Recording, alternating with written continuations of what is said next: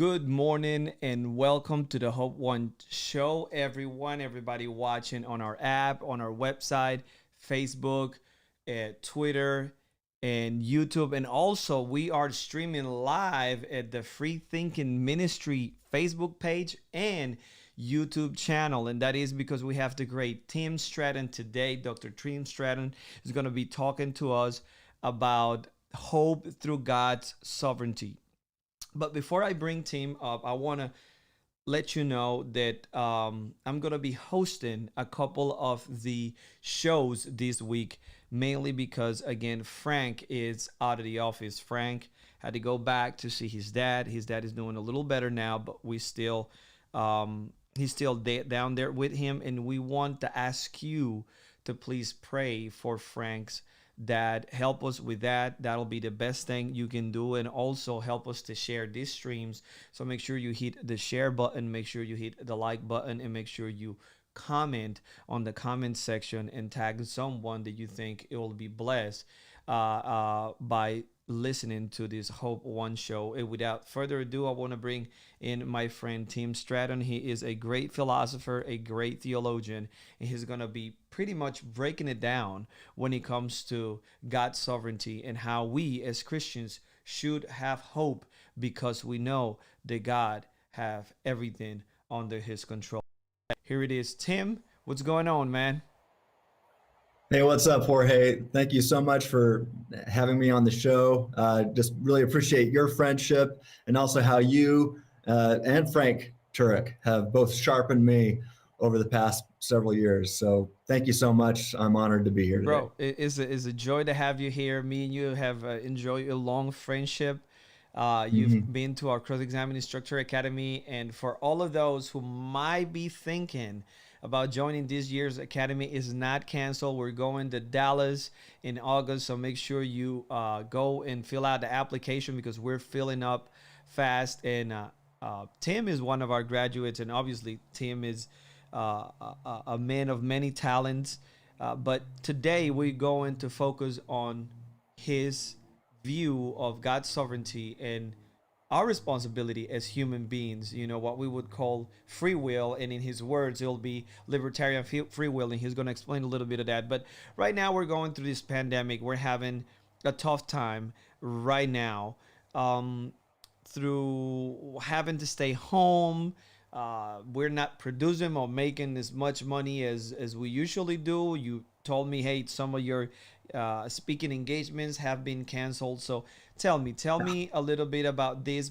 But before that, tell us a little bit about your superhero origin story. How did you end up from being what were you, a youth pastor to being Right. a well-known, well-rounded apologist? Well, I was in youth ministry for probably, I don't know, I think from 98 until about 2000 and 2008.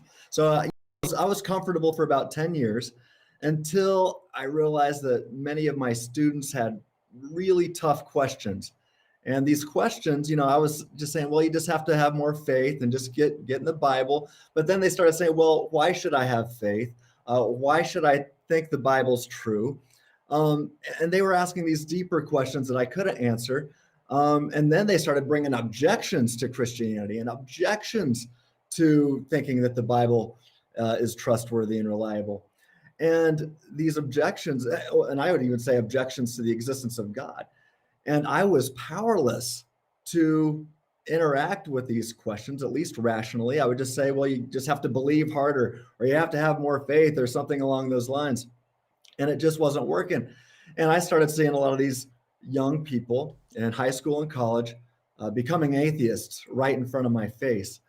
And so I tried to start answering their questions. And I realized that most of the pastors, in fact, I would say at that time, I didn't know any pastor that could answer these questions and objections that were coming from high school students and college students, even some middle school students. And so, I started doing some research, and I ran into people like Dr. William Lane Craig and Mike Licona, some guy named Frank Turek. And I started realizing that these guys are dealing with these tough questions and that they're answering these tough questions. And so I started a journey of my own, kind of led by these guys. And it's utterly transformed my life and my ministry. So now I've devoted my life to answering tough questions. Praise the Lord, man. You do a fantastic job. For everybody who wants to visit his site, if you don't know Free Thinking Ministries, make sure you go to freethinkingministries.com. A lot of material is there, not only in English, but also in Spanish for all my Latino friends. Obviously, I'm always pumped up about that. Now, Tim, 2020 has been Yeah. hard for everyone. And I know you had some difficult things happen to you, not only this year, but also about the second half of last year, man. I mean, Yeah. you had, I saw you pictures at the ER, pictures at the hospital. You look like white Nick Fury with a patch over your eye.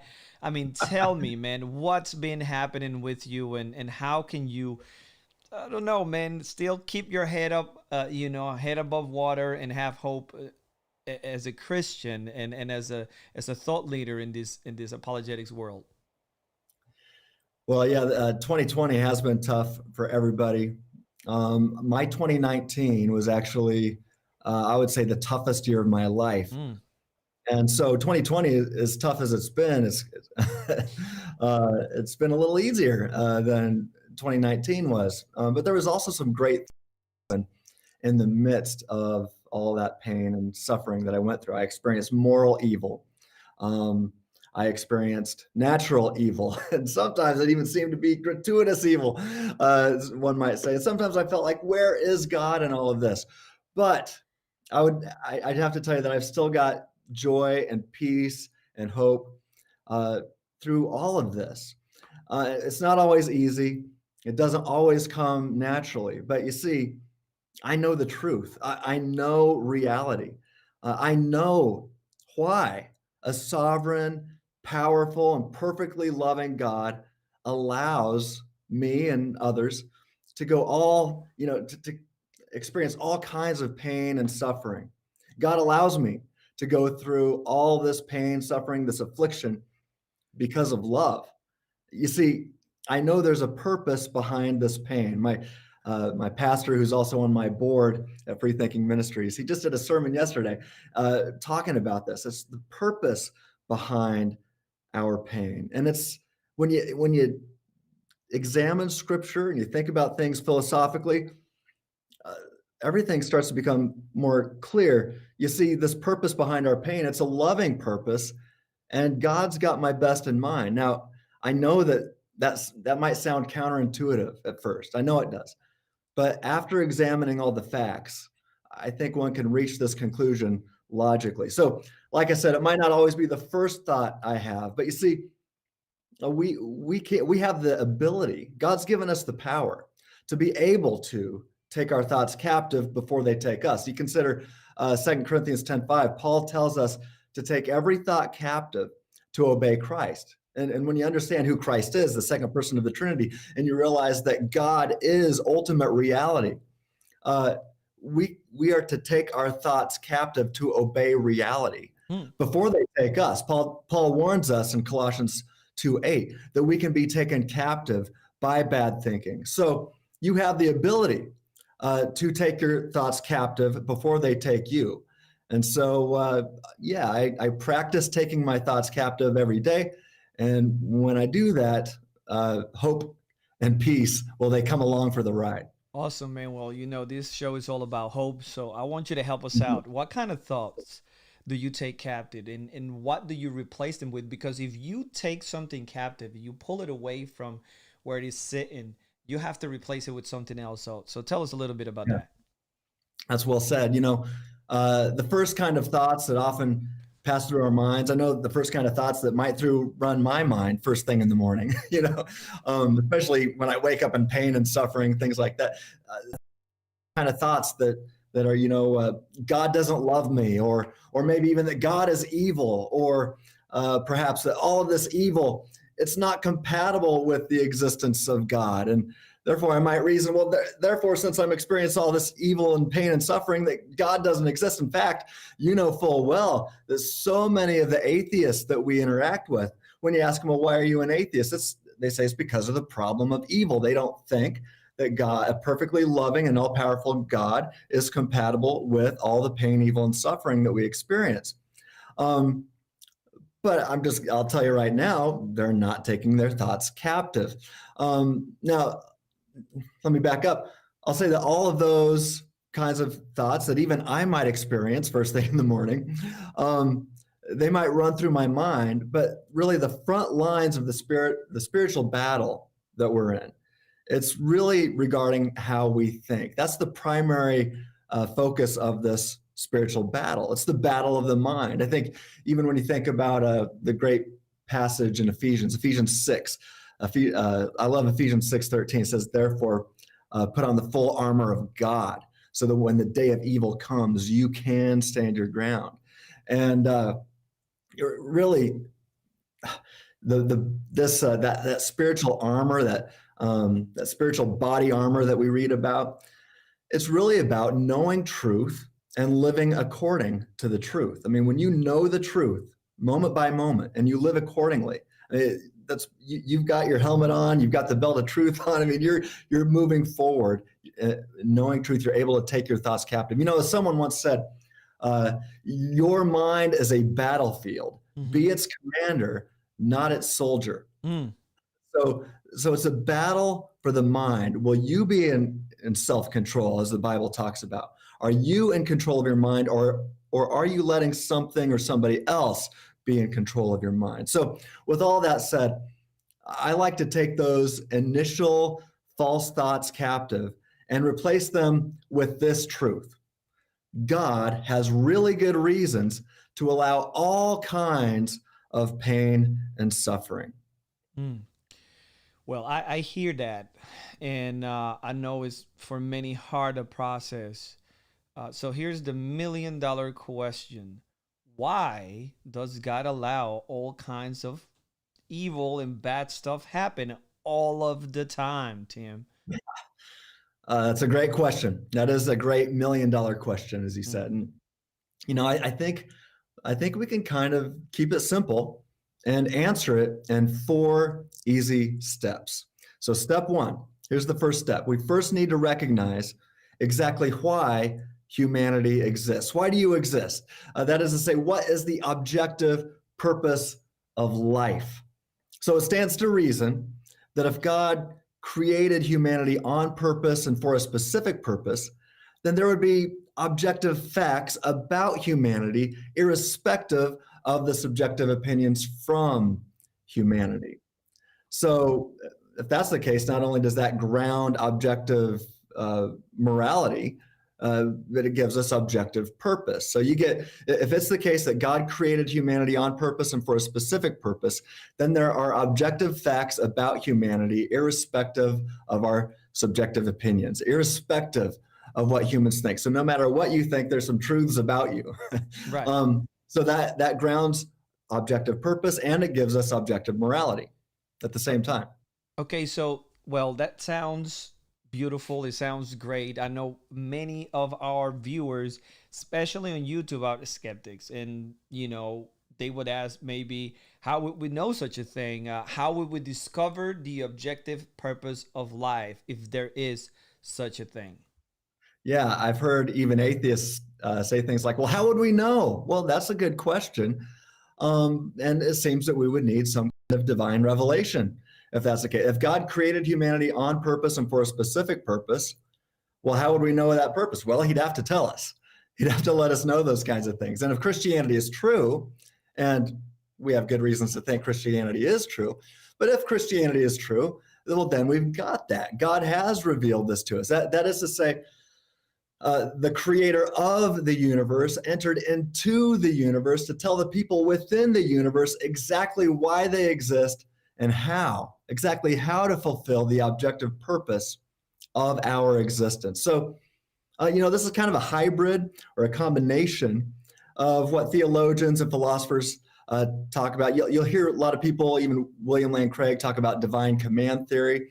You'll hear people talk about purpose theory. And I kind of have a hybrid of the two. I believe that purpose theory is what logically grounds objective purpose and morality. And God's commands then put us in an epistemic position to know ontological and objective reality. So maybe I'm getting too deep into some deep philosophical waters now. But you think that makes sense? Yeah, man. Shoot. Continue. All right. Well, so getting back to Christianity, Jesus made objective reality clear. And he put us in an epistemic position so that we can know how we ought to live. He summarized the entire law into two simple and easy to remember commands. I like to summarize it like this. Number one, hey, everybody, love God first. Mm-hmm. He loves you, love him back. That's number one. Number two, everybody love everybody. From your neighbors to your enemies and everybody in between. It's all about love. That's why you exist. That's why God created you. So love God first. Love each person of the Trinity and each person the Trinity created. It's all about love. So that's the first step in answering your $1 million question. The objective purpose of life, the reason you exist. It's all about love. Okay. So step one, we're closer to the truth now. So we got step one. And that's pretty clear. I think everybody knows, command 1A and 1B, those that you just mentioned. I think you said it beautifully, love God as a whole, every one of the persons of the Trinity and every person that God created. I think that was great way to say it. So now we at step one. What's step two? And how many steps do we have to look forward to? We got 4 steps total. So we got 3 left. Okay, so give me the second one. Shoot. Yeah. So the second step, the next step in answering the $1 million question is to realize what is required for a genuine true love relationship. So step one, we see it's all about love. Well, what is love? What I refer to as a maximal love relationship, or the best kind of love, or the kind of love worth wanting. So what's required for that? One key ingredient to the kind of love worth wanting is free will, and more specifically, what philosophers and theologians refer to as libertarian freedom. So that is to say, the best kind of love is only possible if we possess libertarian freedom, or also known as libertarian free will. I see. Now let me well, we're getting now where we want to know. I got people, like I said, I got all these screens going on here, and I got people already asking, hey, when are you guys going to talk about the sovereignty of God? But I think this right here, what you just said about free will, human free will, and even if it's an intramural debate sometimes when we're talking about God's sovereignty and human free will, do we still have free will? Is the image of God have been, erased or effaced in the individuals? Do we still have any responsibility, or is everything predetermined or deterministic? Yada, yada, yada. We got all of these things going on. But I think this is a very important thing that we need to really master, and that is a definition of what it means to have freedom of the will, or what you will call libertarian freedom, coming from a theological and a philosophical standpoint. Give us that so we can actually go deep into God's sovereignty and how we can have hope through it. And for everybody who are watching, make sure leave your questions on the comments section. Type question, the word question in all caps. Make sure you leave a succinct question, and make sure that your grammar is good, because I have no time to be fixing your grammar as I'm reading your questions. So those questions are going to be dismissed. And again, we cannot get through all of the questions, but we're going to try to run through these and get Tim to answer some of your questions live here on the Hope One show. Tim, give us the definition of libertarian freedom. You bet. All right. I maintain that an agent is free in a libertarian sense only if they possess the freedom to think or act otherwise. It seems, however, that if an agent is ever uncaused, right, and is simply the source of his or her thought or action, even if the agent cannot think or act otherwise for some weird reason, I don't know what that would be, but if the agent is ever not causally determined, then they are still free in a libertarian sense. So we call that the source. Now, So that's sourcehood libertarian freedom. So we can distinguish between two kinds of libertarian freedom. One is called the principle of alternative possibilities. We can abbreviate that and call it the PAP, the PAP, principle of alternative possibilities. It's often referred to as the ability to do otherwise. There's that version of libertarian freedom. So yeah, if you have an ability to do otherwise, then you've got libertarian freedom. But even if you don't have that for some weird reason, and you're simply the source of some of your thoughts or actions, that is to say that nothing or nobody else is causally determining all of your thoughts and all of your actions, then you still have libertarian freedom. Now, so you got two ways to understand it. I think both are true. I argue for both of them. But here's the deal. While the ability to do otherwise is sufficient for libertarian free will or libertarian freedom, I don't claim that it's always got to be necessary. I say that the source version of libertarian freedom is necessary. So be that as it may, I typically defend a specific definition of libertarian freedom. I think it entails both versions, and it goes like this. One has libertarian freedom if they have the ability to choose between or among a range of alternative options, each of which is compatible with one's nature. So basically that means that something or someone else is not causing or determining all of my thoughts and actions, and also that I at least occasionally have the ability to choose between or among a range of alternative options, each compatible with my nature. I'm not arguing that you can choose something that's not compatible with your nature. I'm saying that sometimes our natures are such that we have a range from which to choose. So now the question might be asked, as Tina Turner once sang in the 80s, what's love got to do with this? I grew up in the 80s, so there you go. How does all of this free will talk and libertarian freedom apply to love? Well, think about it. If a woman with libertarian freedom could resist the flirtatious advances of a man or not, right? Note the range of options: to resist flirtatious advances or not to resist them, right? If she chooses not to resist a man's advances, it could lead to a true love relationship, right? So she doesn't have to initially say yes to the man's marriage proposal, right? All she has to do is not resist his flirtatious advances. However, you really want to get my blood boiling.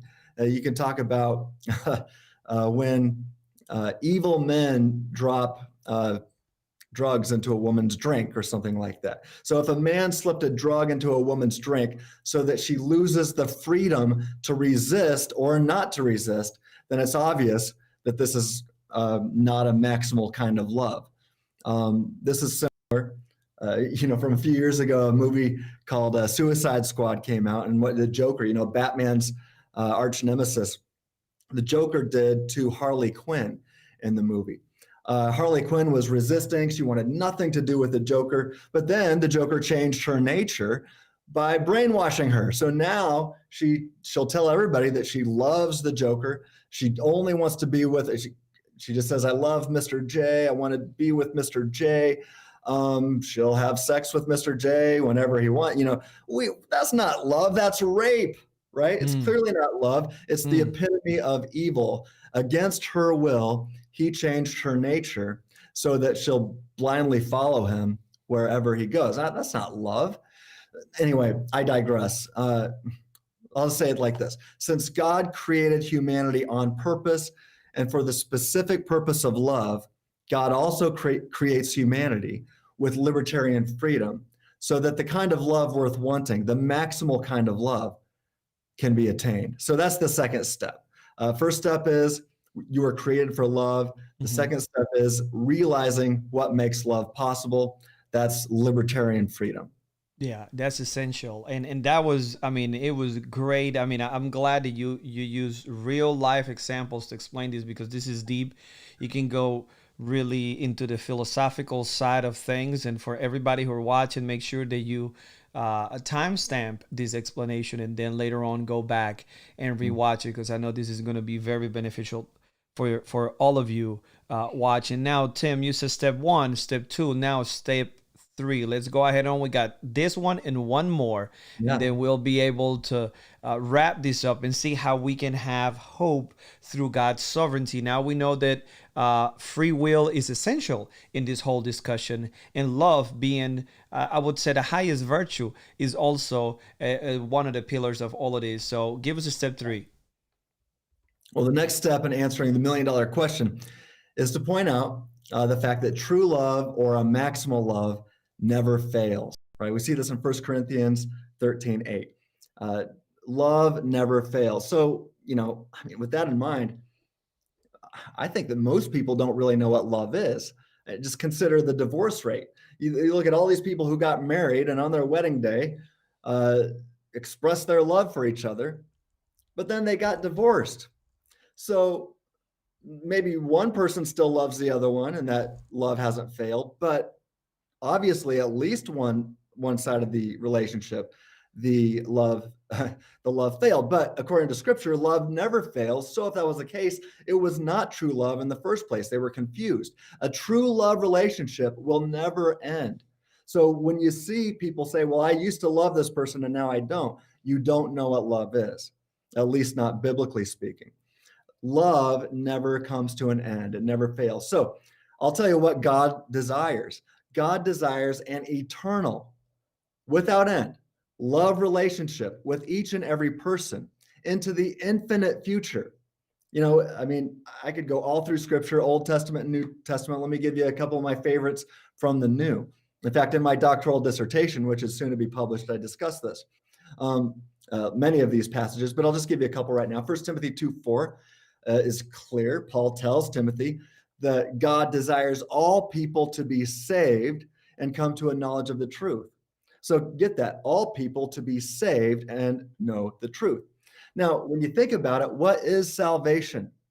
And at its essence, salvation is a true love relationship with your Creator for eternity. That's what salvation is. There's nobody in heaven that doesn't love Jesus, and there's nobody in hell that loves Jesus. Think about it that way. If you are in a true love relationship with God, guess what? You are saved, because love never fails. So that you get the perseverance of the saints along with it too. True love never fails. So salvation at its core is a true love relationship with God, with your Creator. And God desires all people to be saved. God desires all people to have a true love relationship with Him. 2 Peter 3:9 also reiterates this. It says, the Lord is patient, not wishing that any should perish, but that all should reach repentance, that all should get right with God, is what it's saying, and have a true love relationship with God. God doesn't just want this for a few years or for a few decades. He wants this for eternity, a true love, eternal relationship. As Buzz Lightyear might say, to infinity and beyond. I mean, that's the kind of love that God wants with you, with each and every person. So in order to attain this love worth wanting, God gives libertarian freedom to all humans into eternity so that we can experience infinite love with no end. So not only do I believe that we have libertarian free will in this state of affairs on earth, I also believe we have it in heaven for eternity. So yeah, step one, the reason why you were created is because of love. And the second step is libertarian freedom is essential in order to have the best kind of love. Mm-hmm. And God gives us this freedom into eternity. So that's where we're at so far, if you're tracking with me.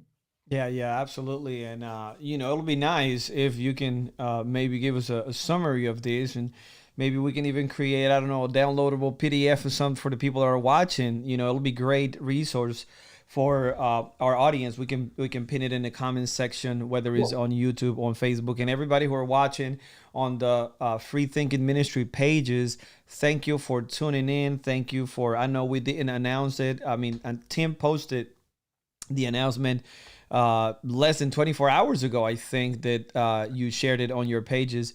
But it is great to see that people are watching from all different platforms. So Now we're at the final step that helps us to have peace and hope during hard times, and to see how our freedom plays a part in all of this, and also how God is sovereign over all. So, Tim, give us the last step. All right. The final step. So, with love and eternity in mind, got to make sure we don't forget our foundation so far. With love and mind, this same ability that allows us to experience true and maximal love is also the same ability when used in a backwards manner that allows us to resist God's love and God's grace and his commands. Right? So think about that. That same love, or that same ability that God gives us to be able to experience this maximal love relationship is also the same ability that allows us to resist God. And this is easy to remember because love spelled backwards is evil, right? Loveevol. All right. All right. Not the speller, but you get the point and you'll never forget it. All right. So remember, God gives us an ability to love, and that's libertarian freedom. And that same ability that allows us to love when used in a backwards manner allows us to do evil. And that's easy to remember because love spelled backwards is evil. So Evil. that's Okay, a good way to remember it. okay. So one of the things that you said that I think is step 3 is that he wants us to have, for us to be in this relationship, in this love relationship forever, this freely given love relationship for eternity. You mentioned the word heaven. Yeah. Many people say, hey, if we are not, or if we're unable to sin in heaven, how in the world can we have free will? If doesn't that mean that we will sin in heaven if we have free will? Or if we cannot sin in heaven, then that means that we don't have free will. So this is super simple question for you, Tim. So go ahead on and answer that for us. That's exactly right. I hear it all the time that, hey, if we're going to have free will in heaven, doesn't that mean we're going to sin in heaven? No, it doesn't mean that, at least not necessarily. You see, it's important to remember some important words here, some modes, if you will. You can sin in heaven, but you never will sin in heaven. We And might but distinguish the how is that? How, I mean, you make the distinction in the word and it sounds really good, but how can you reach that conclusion from just looking at that statement? Yeah. Well, like I said, just because you can sin in heaven, it doesn't mean that you will sin in heaven. Just because you could sin in heaven, it doesn't mean you would sin in heaven. And I think, as our friend Greg Kokel likes to ask, well, how'd you reach that conclusion? Well, I think multiple places in Scripture allude to this, but I love going to what Paul wrote in 2 Corinthians 4:17. And he says that these light momentary afflictions prepare us for an eternal weight of glory beyond all comparison. All right, so focus on the word eternal there, and let alone afflictions. By the way, Paul's being a little sarcastic here because he provides an entire list of all the sufferings that he's been through. And I challenge people to compare their sufferings to Paul's. And, I think most of the time, Paul might have us beat. But Paul knew what it meant to suffer. In fact, he was killed for his faith. So if you have the opportunity to compare your list of sufferings to Paul's, you haven't at least gone through all of his sufferings. But Paul's basically telling us that all of this bad stuff, all kinds of bad stuff, whatever you can think of, add it to the list. Whatever bad stuff you can think of, or whatever bad kind of stuff that you're experiencing or you're aware of somebody else experiencing, all of that bad stuff is preparing us for eternity. So we've got to keep eternity in mind. And if we don't have eternity in mind, nothing's going to make sense. But you see, I think Paul answered this $1 million question a couple thousand years ago. Wow, that's good, man. So We look at what's happening right now with the COVID. We look at what's happening right now with businesses. We look at even us as Christians that we cannot even congregate as we were Yeah. been doing it for 2 millennia almost, right?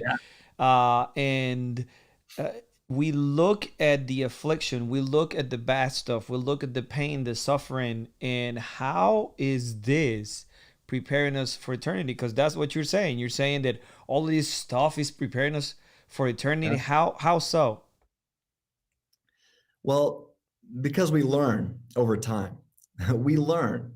Humans have the ability to learn just how stupid it is not to obey God's commands.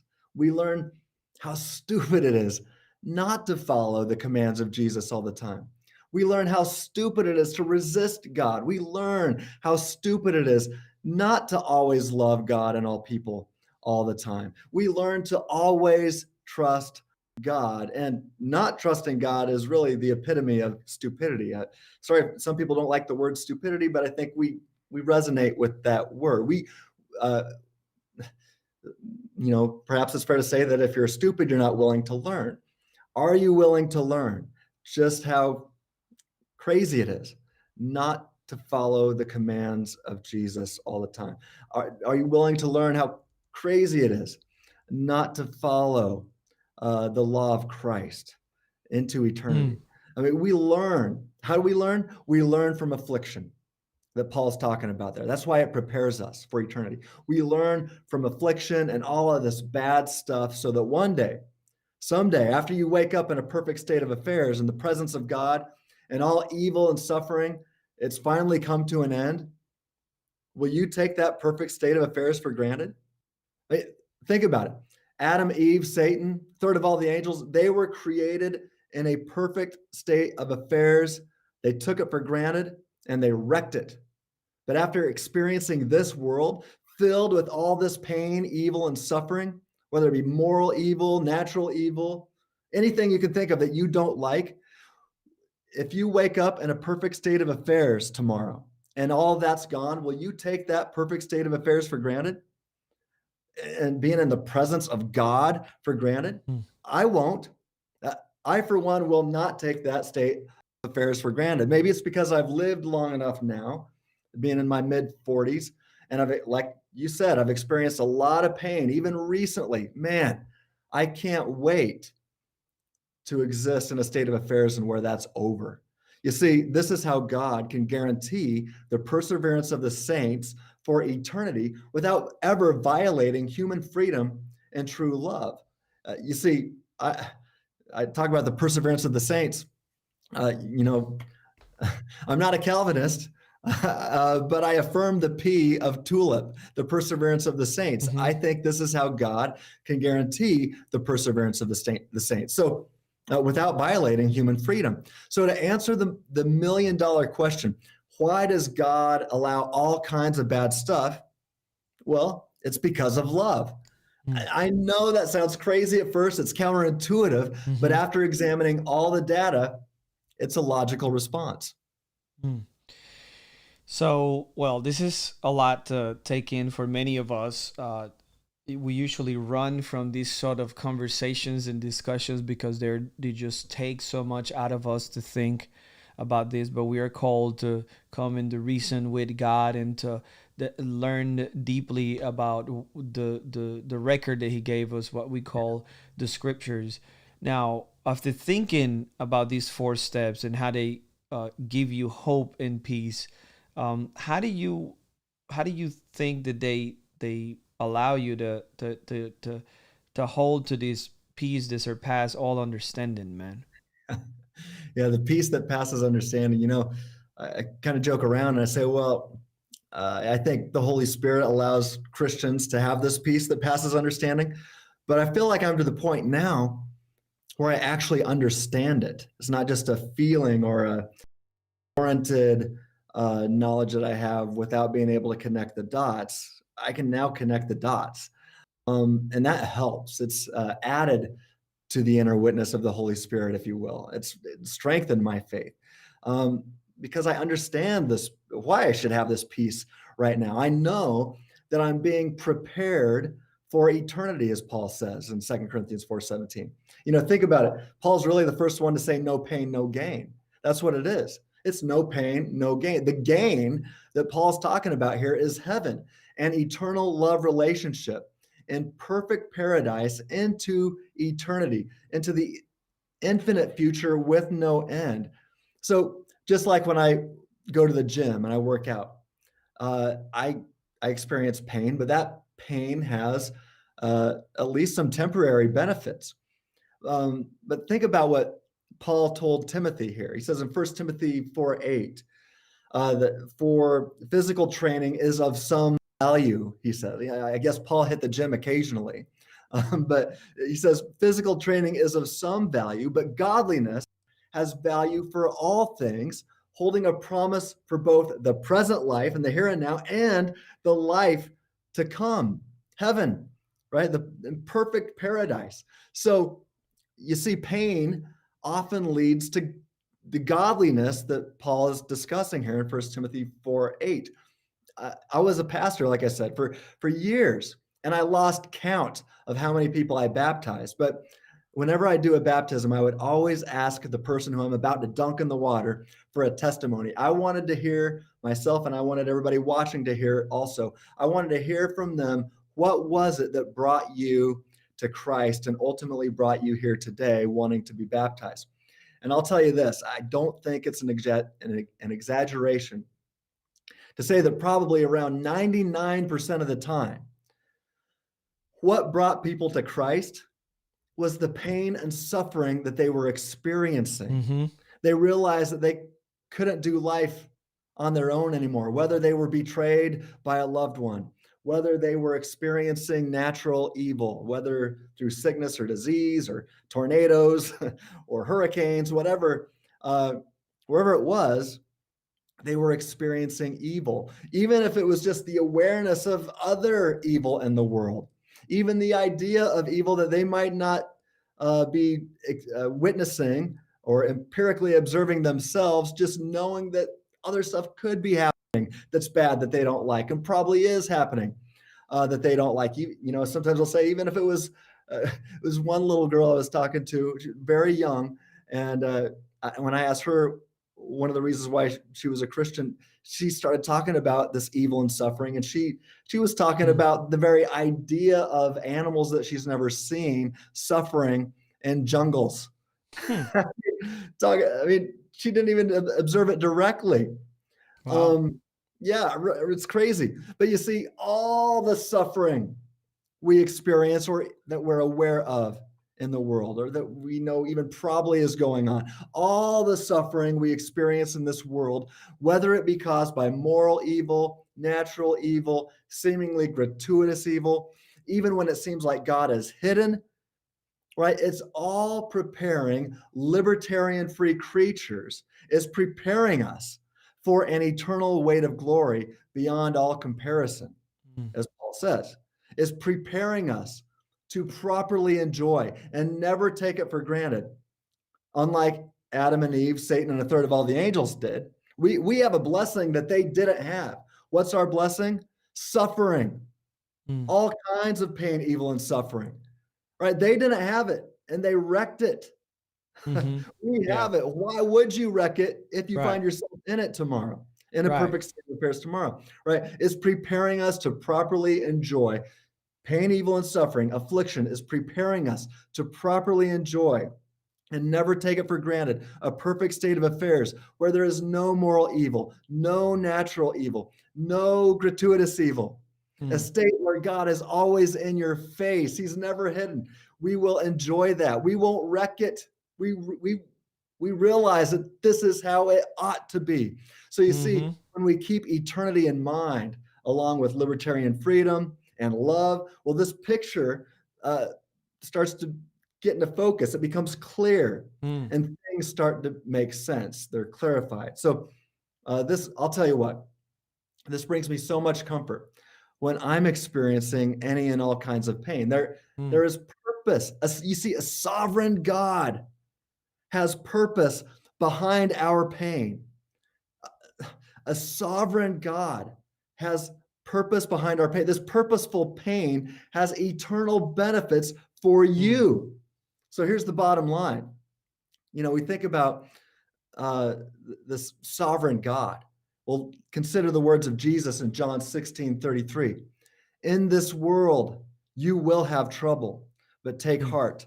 I have overcome the world. Well, Talk about a sovereign God. And also, don't forget the words of Paul in Romans 8:28. He says that God, our sovereign God, works for the good of those who love him. We've talked about love, yeah. true love relationship. That's into the eternal future. So God works for the good of those who love him. He's got eternity in mind. And finally, Isaiah 26:3 says, you keep him in perfect peace, whose mind is stayed on you, because he trusts in you. It's been summarized like this: the Lord gives perfect peace to those whose faith is firm. And you see, my faith in a sovereign God is so firm right now that even though I went through the worst year of my life in 2019, and this 2020 is pretty hard also. Right. I've got, my faith is firm. I've got the inner witness of the Holy Spirit, but I'm also able to connect all these theological dots logically, and that has really strengthened my faith even when times are tough. Amen to that, man. Excellent way to wrap it up. Now, we owe our audience some Q&A time. So we moved all the way to 48 minutes into the show. So we're going to extend it 10 more minutes so we can answer people's questions. And I got our first question. Sam asked, are we wrong in saying this is all part of God's plan to someone who is grieving? And he says, friends of mine are going back and forth on this recently. Should we say, hey, all of this is part of God's plan to someone who is actually grieving? So you, as a pastor and as a philosopher and theologian, how would you answer that? Well, I think you can answer yes to that. Say that, but I think we owe him a little more, and that's why I offered a 4-step explanation. I don't think it does much to say, well, that's just God's plan, see you later. I think you need to explain exactly what this does for us. Why is it good that we exist in a world where there is so much that we don't like about it?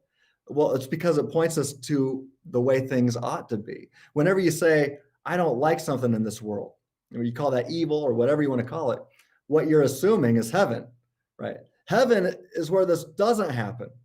Yeah, right. Heaven, there won't be a loved one who dies. Heaven, there won't be a friend who betrays you. Heaven, there won't be natural evil.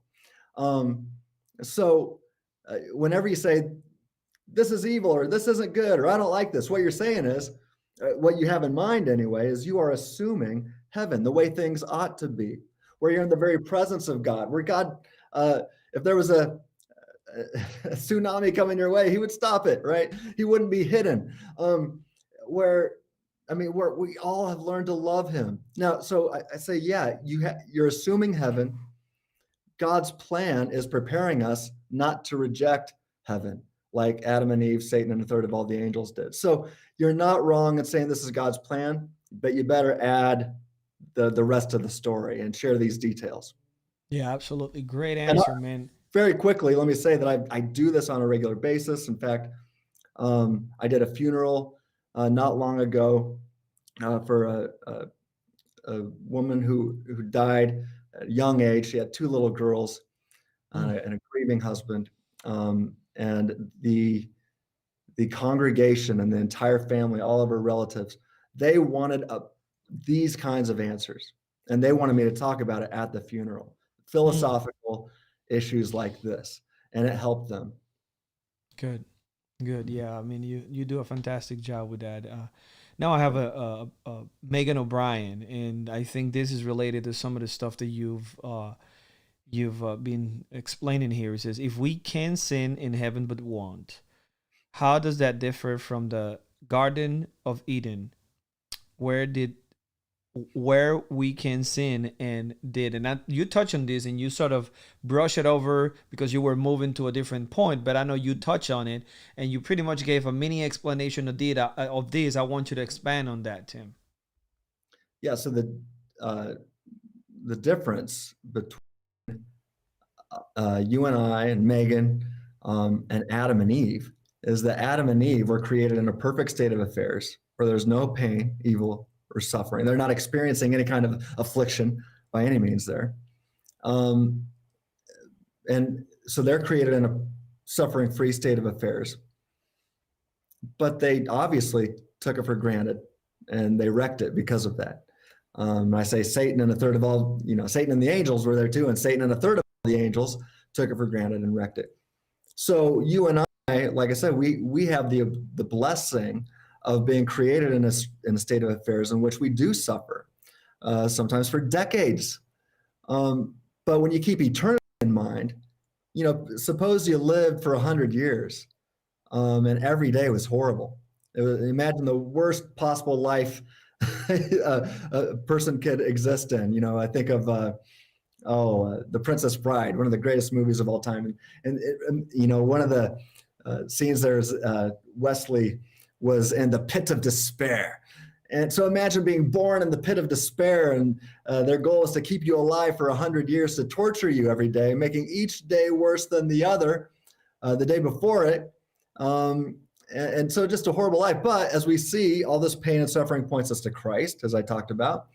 And so you become a Christian, you become a Christ follower in the pit of despair, and then you die after 100 years of torture and affliction. When does it become worth it, going through all that pain, evil, and suffering in the pit of despair? Is it one day in perfection? Some people might say, hey, I'll take it. Is it 50 years compared to that 100 years? Some people might say, hey, I'd make that trade. Well, what about 100 years? 100 years on both sides. 100 years of being in the pit of despair, 100 years of being in perfect paradise. Some people might take that.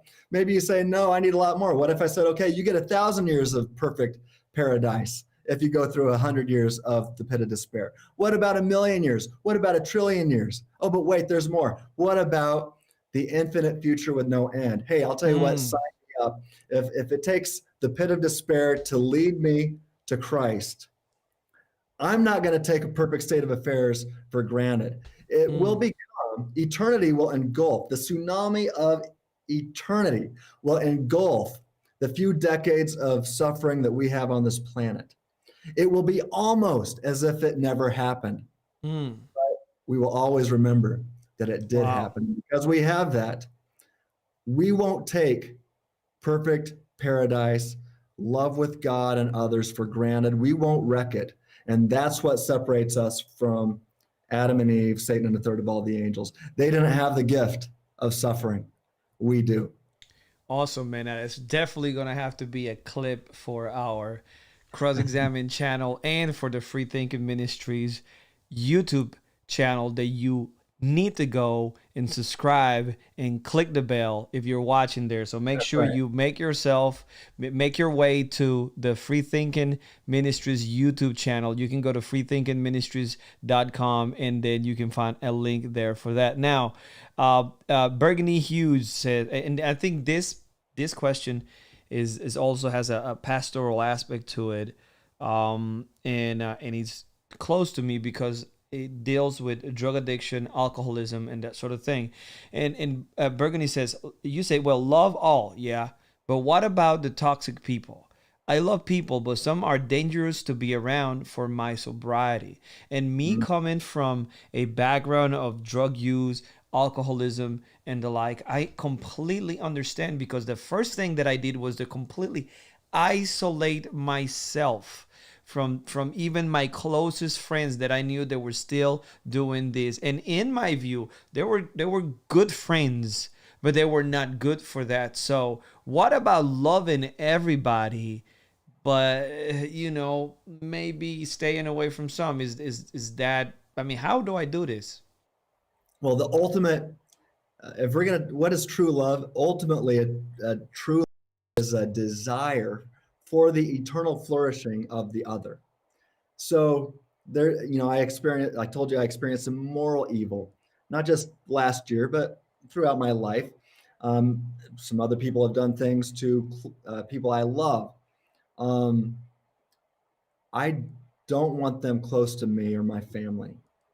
In fact, there are some people, they better not get close to my family. With that said, I've wrestled with this. I've asked God to help me. I believe I have a love in my heart for even the people I don't trust right now and the people I don't want close to my family. That doesn't mean I hate them. I want the best for them. In fact, I can think of one person who, has really done wrong to some people in my family. I have prayed with that person over the phone. I've sent them books, Christian books to consider. I've tried to help them grow in love with Christ. I want them to know Jesus. I want them to be utterly transformed. So when we're in heaven together, we will commune together. They won't be toxic anymore if they're in heaven, right? They will have learned, right? This whole thing I'm talking about is we learn, we're transformed. So by the time we're in heaven, in the presence of God, we will have learned how not to be toxic, and we will enjoy each other. So that might be hard to think about right now. I mean, it was hard for me to wrestle with. There's some people on this planet right now, I don't want to see them. Mm-hmm. That doesn't mean, and I definitely don't want them close to my family. That doesn't mean I don't love them. I love them. I have a desire for their eternal flourishing, and I will do what it takes to help them get there. They just better not do it close to my family. If that makes sense. Absolutely, man. That is great. That's another awesome clip right there, man. You in a roll. Now, we have about 5 more minutes before I ask you the final question. And since this is the Hope One show, is going to be related to that, and you've been giving us a lot of great material today. Gustavo Carrillo is a good friend of mine, and he asked, because he's also an apologist, he says, as an apologist, what do you consider to be the most difficult argument to engage in, and why? I suppose the problem of evil, and whether I think it's easy to answer, though, when you're talking about moral evil, and it's easily answered with the free will defense.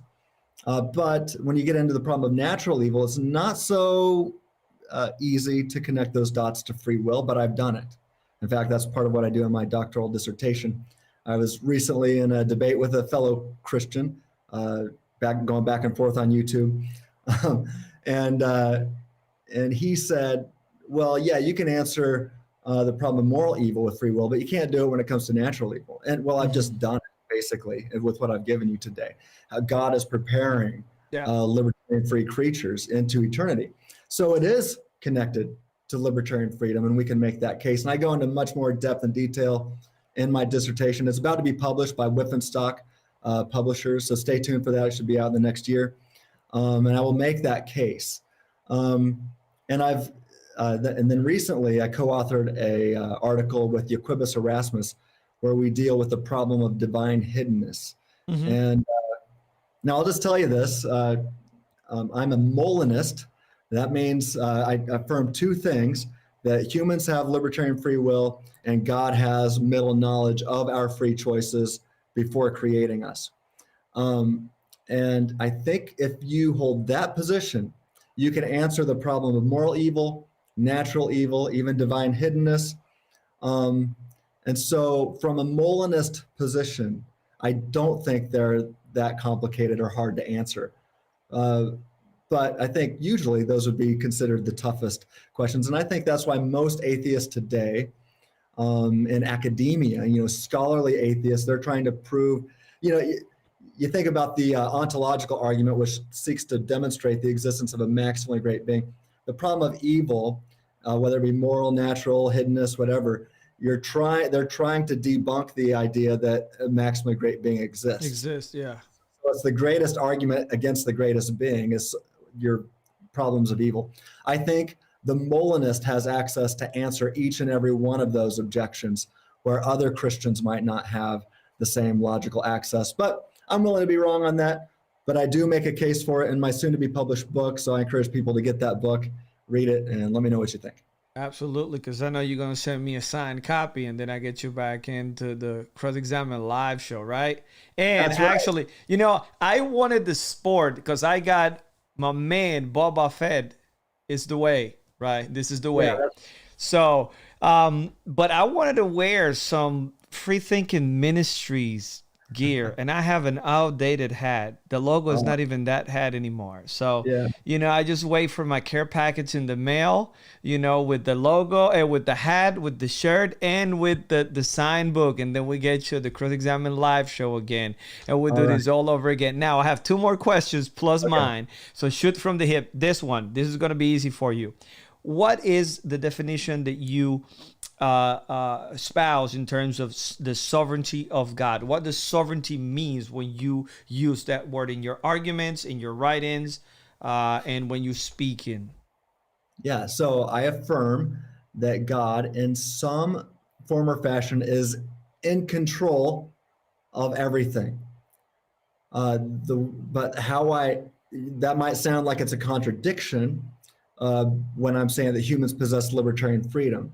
Well, the Molinist, like I said, has a way to demonstrate how you can be free in a libertarian sense. There's no causal determinism going on. There's no strings attached.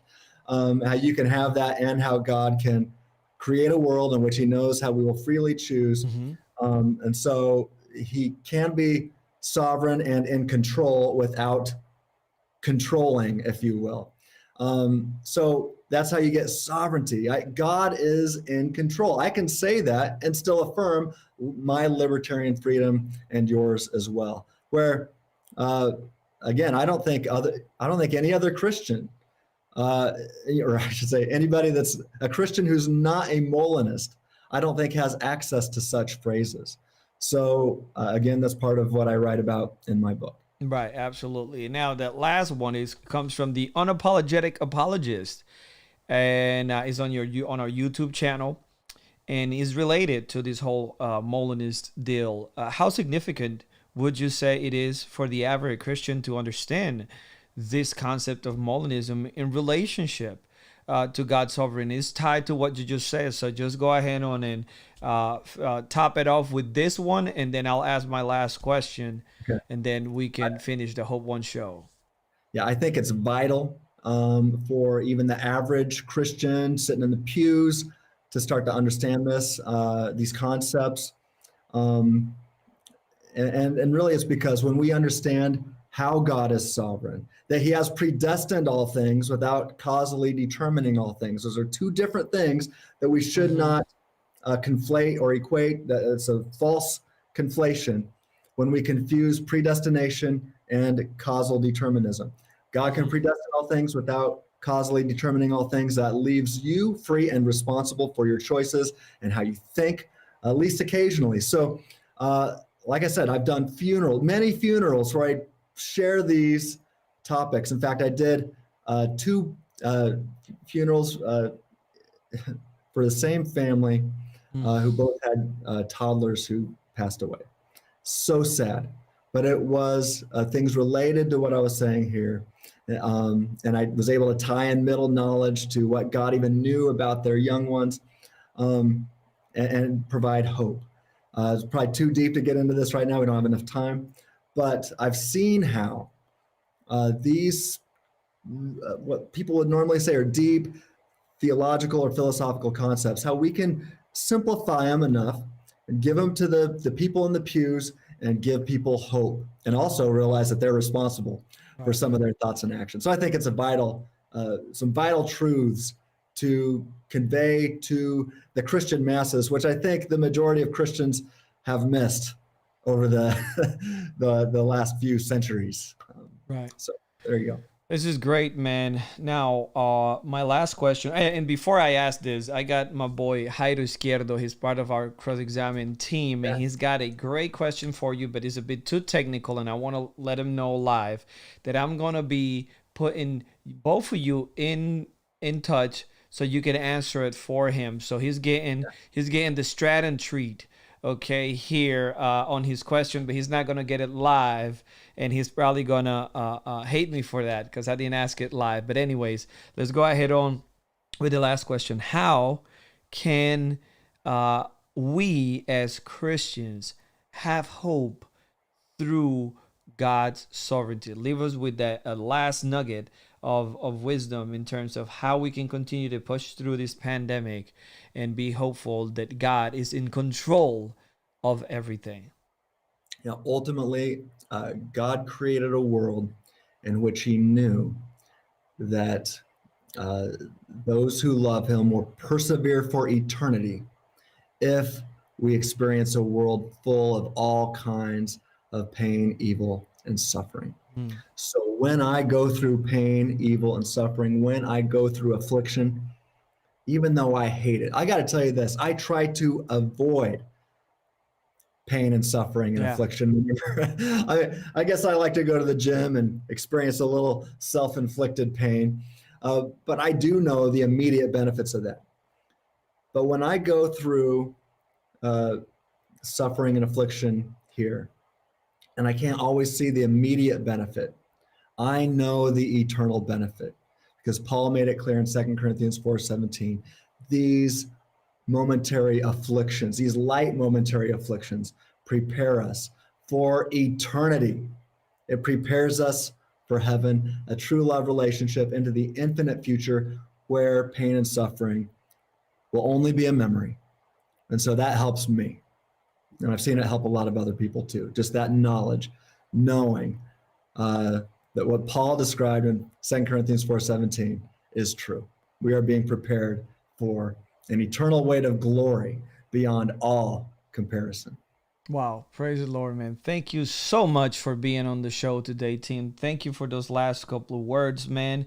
Thank you for your research, your academic work, your excellent online ministry. Again, make sure that you follow the Free Thinking Ministries, like his page on Facebook, and follow his channel on and subscribe on YouTube. He puts out great content. Tim, thank you for being here. Thanks everybody who are watching on our website, on our app, both of our Facebook pages, in Tim's pages, and also on our YouTube channel.